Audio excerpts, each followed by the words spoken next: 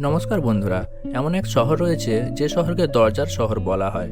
City of Gates নামে পরিচিতির যথেষ্ট কারণও রয়েছে। এ শহরের এই নামের কারণ 52টি দরজা। একসময় মোগল সম্রাট ঔরঙ্গজেব এই শহরকে শত্রুর হামলা থেকে রক্ষা করতে একরকম ঘিরে ফেলেছিলেন। পুরো শহরকে ঘিরে ফেলার ফলে সেখানে প্রবেশের জন্য চারধারে দরজা তৈরি করতে হয়েছিল। সেগুলিই ছিল শহরে প্রবেশের প্রবেশদ্বার। সেগুলিকে দরজা বলা হলেও প্রতিটি এক একটি অনুপম স্থাপত্য। শহরের চারধারে 52টি এমন প্রবেশদ্বার তৈরি করা হয়েছিল। সেগুলির প্রতিটির আলাদা আলাদা নাম ছিল।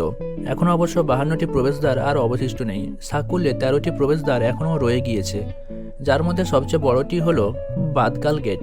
এছাড়াও রয়েছে মকাই গেট, দিল্লি গেট, রঙিন গেট, পাঠান গেট এবং এমন কয়েকটি।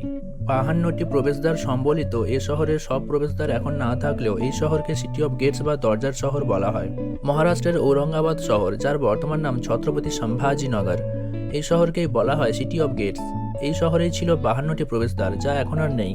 তবে যে কটি রয়ে গিয়েছে তাতে মুঘল স্থাপত্য স্পষ্ট। বিশাল সেসব দরজাও এ শহরে বেড়াতে আসা মানুষদের তবে যে কটি রয়ে গিয়েছে তাতে মুঘল স্থাপত্য স্পষ্ট। বিশাল সেই সব দরজাও এ শহরে বেড়াতে আসা মানুষজনের কাছে অন্যতম আকর্ষণ।